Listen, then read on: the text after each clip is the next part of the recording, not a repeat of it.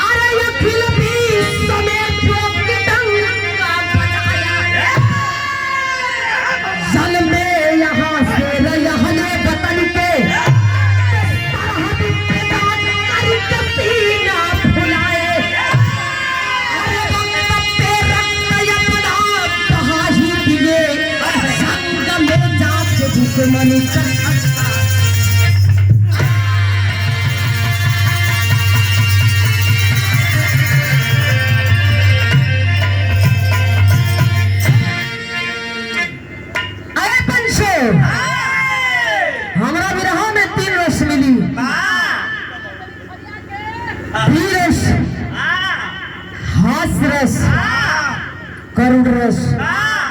हम सोचे तनी एक में कुल पर जाओ वैसा बारी बारी सुनवा लोगों तो 3 गो सुनाओ ना तो पब्लिक रही ना गवैया गई है वैसा कभी भैया बड़ा विलम्ब भइलम और जब सुनवैया रंग बिरहियन के मनोबल बढ़ेला जान ली। जहां कभी भोलेनाथ या शक्ति माँ भवानी भी रहा करती थी लेकिन कुछ लोग इस शब्द को बदनाम कर दिए उमें के वो दूसर नहीं थे कुछ लोग टुकड़े के बहुत मर जाते हैं वो आशिकी निमन नहीं थे। आशिकी वो होके के चाहिए जोना में लोग गाली न दे अना तक केहू के कारण बने। किसी शायर ने लिखा है क्या लिखता है मालिक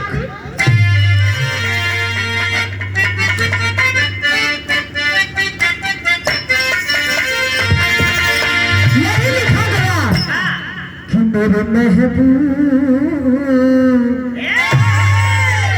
अरे मेरे महबूब मेरे महबूब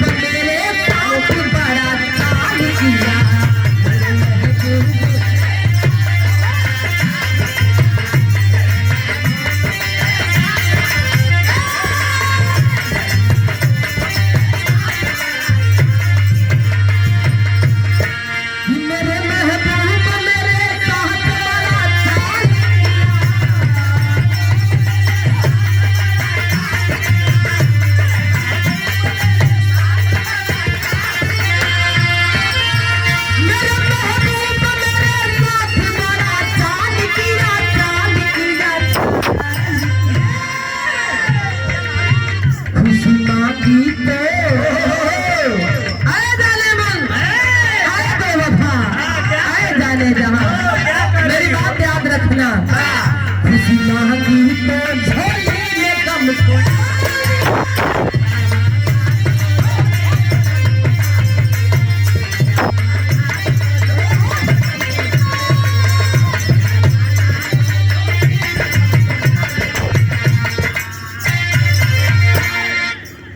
लेकिन भाव की लेखनी बताते हैं क्या लिखा जाता है मालिक कि बड़े बेदर्दी अरे बड़े बेदर्दी जमाने दिए कहानी है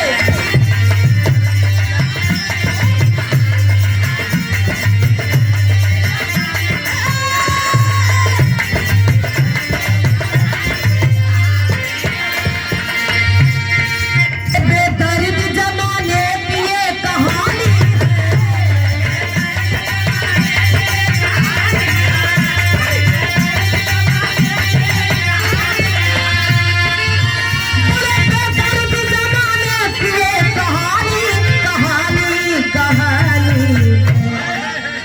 लहू अपनों का बहादुर बना के।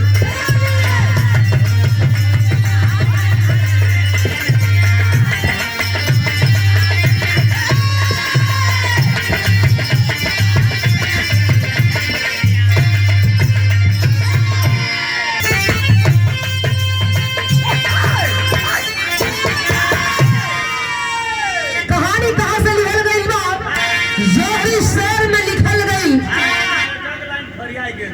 वैसे सुने वाले भैया चाचा दादा माई बहन से निवेदन बा, कहीं त्रुटि हुई खास करके चैनल वाले भैया, आप लोगों से हौसला भी होना, कभी कभी डर लगे भाई, कभी कभी इतना लाजवाब शब्द लिख दिला लोग देखो भैया ससुरा 4 मिनट देखी जे ना देख रही हो कि मुकाबला की बात बोले, लेकिन दवाई सरकार को मुझे ही सर मत लिखिया बात, टुटाई पटाई पार्टी टुटाई पटाई गवैया हिसाब किताब में रखिया। आवा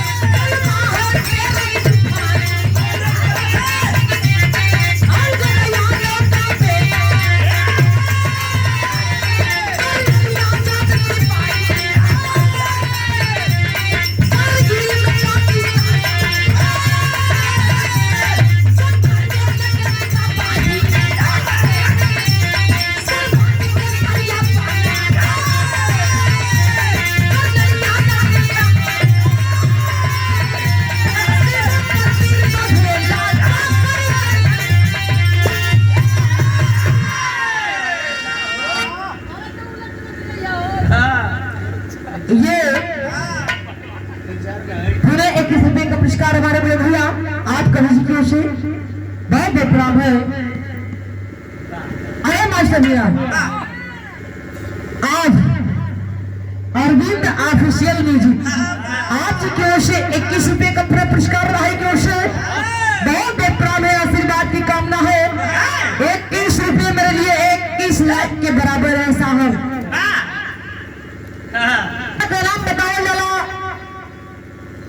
आजाद हर बार के प्रति इस बार भी आक्रमण करना शुरू कर दिया, लड़ाई जारी है और अपने देश के बहादुर बेटे देश पे तैनात है, सीमा पर बहादुर बेटा अपने बंदूक की गोलियों को लेकर के बंदूक से खेलते हुए दुश्मनों को आगे कदम बढ़ाते अपने फर्ज को पूरा करते आगे बढ़े हैं, जिनमें आजाद अपने कुछ कम बेसी होता कर ले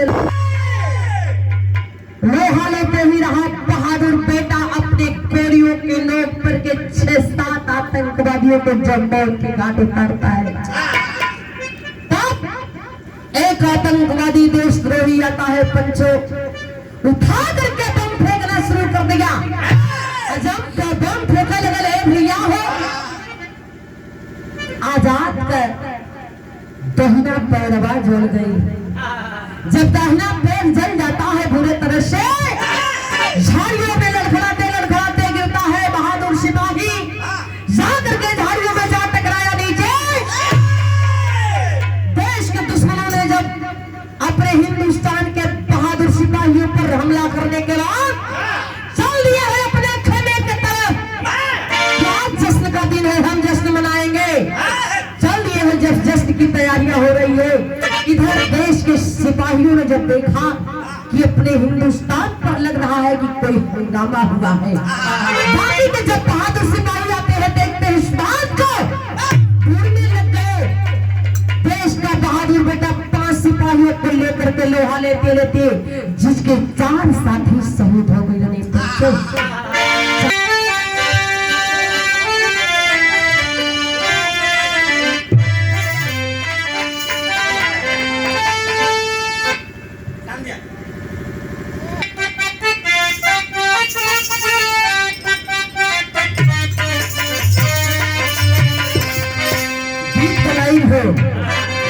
जो कराही रे बदे अरे गंगा जी बढ़िया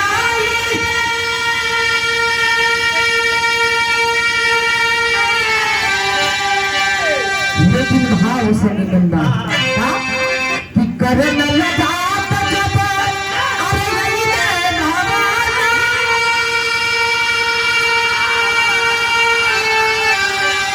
कि पतिया करे ले मूसा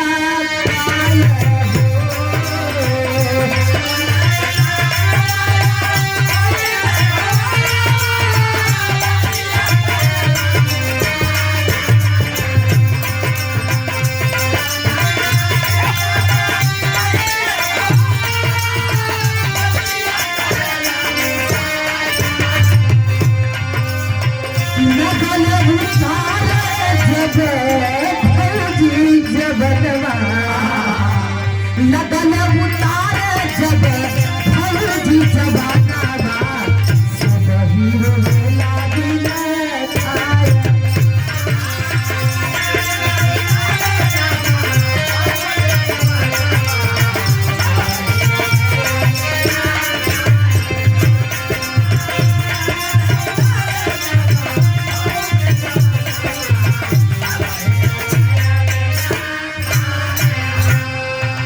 पहुंचा है नौजवान जीप से बाहर जब नौजवान निकालने लगे देश के सिपाहियों ने कंधे का सहारा देकर के जब उस बहादुर सिपाही को जीप से बितवा खोल के बहरा लोग निकाला तो वो समय का भाव हो गई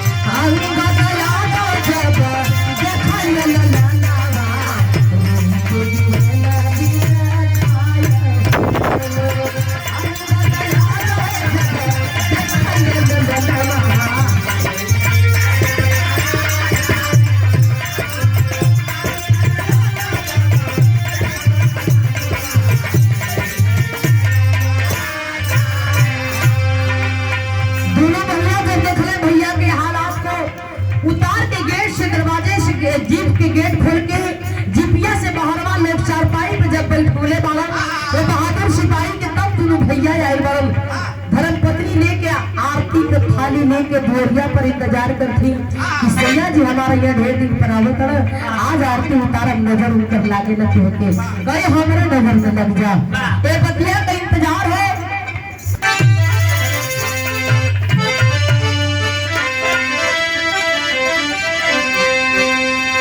गीत गलाई है मास्टर अरे सरंगिया वाले कहे सरंगिया वाले कहे देना अरे पतई बेरे छटकी सरंगिया वाले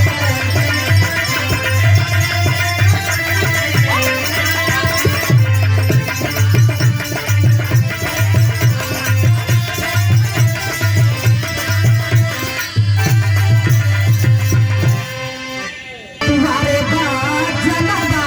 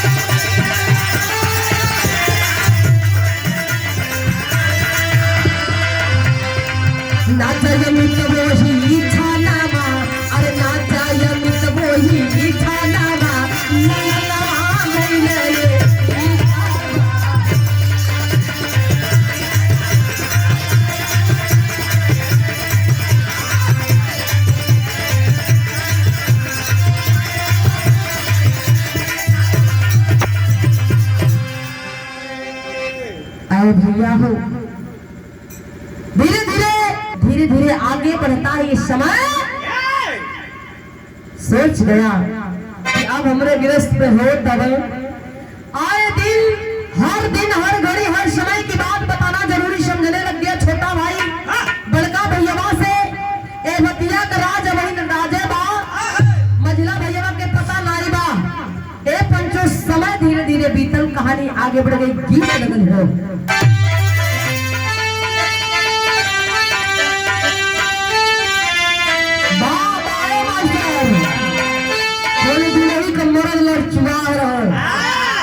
लड़चुआ माने जाने लगा। दूसरे के देख के लड़चुआ माने तैसे बकसूस है।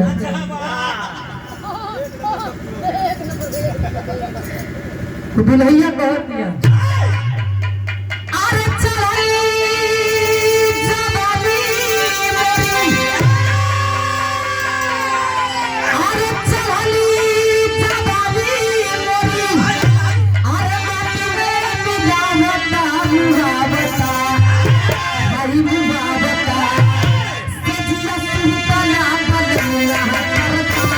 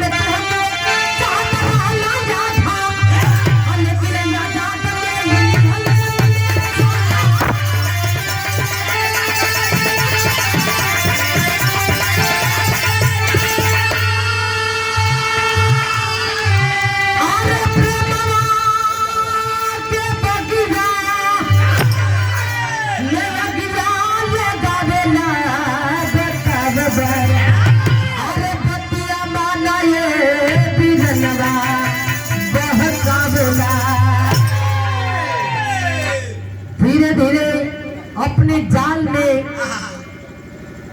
अनियमित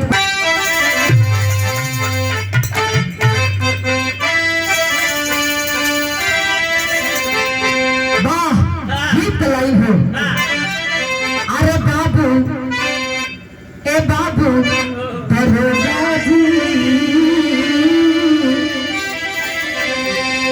कि बाबू दरोगा जी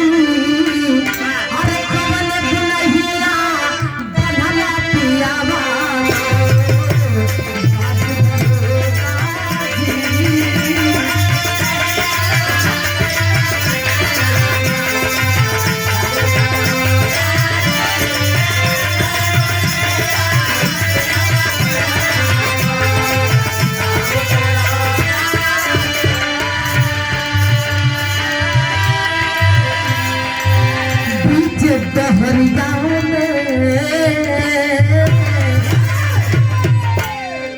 कि बीच दहरिया में जो है नरतिया आपन घाट लगा।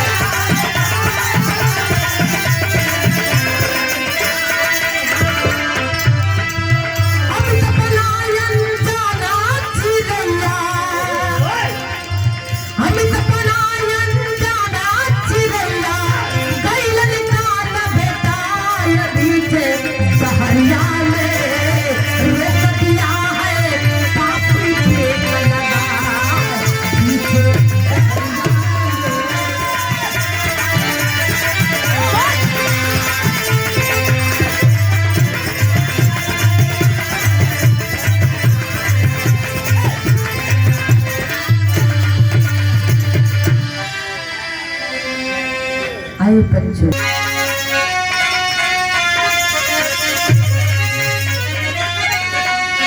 अरे भाई का भाई बहरी बन गया, भाई का भाई बहरी बन गया, चला दिया गर्दन गल्ला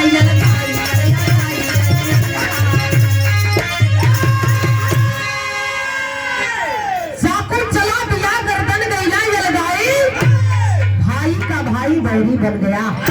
अरे पंचो रुपया लेके दोनों भतीजा फरार हुए और इधर आते जाते लोगों की भीड़ बड़ी है कि आज यहाँ पर अमित की लक्ष्य कैसे, लोग दिमाग लगा रहे कि आखिर दुश्मन कौन है इस बात का, लेकिन तजुर्बा नहीं तो काम करो थे। पुलिस प्रशासन आता है, अमित की लाश को उठा करके ले चलता है सदर में।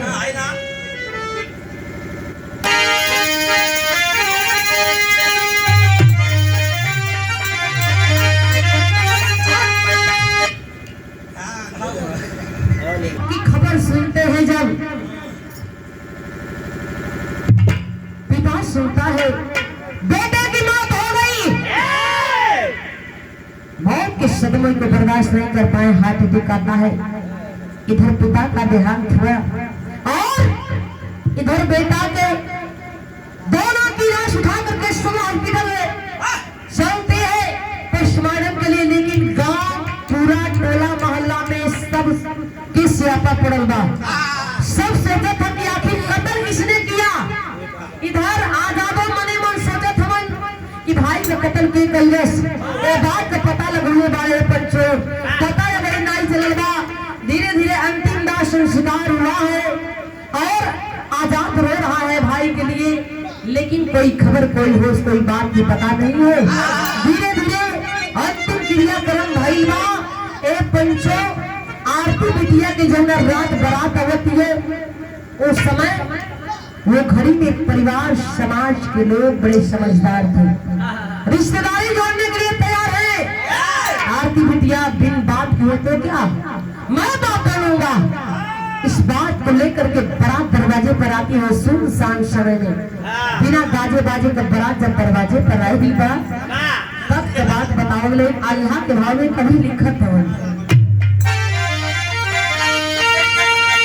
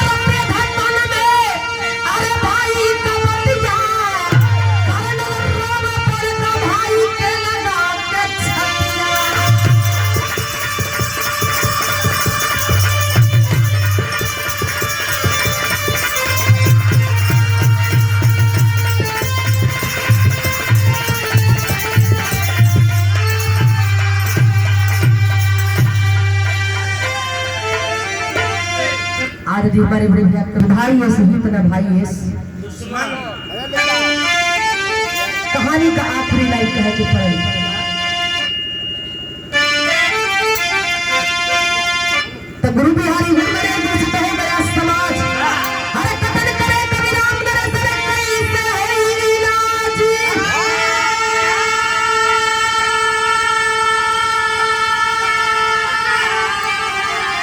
भाई का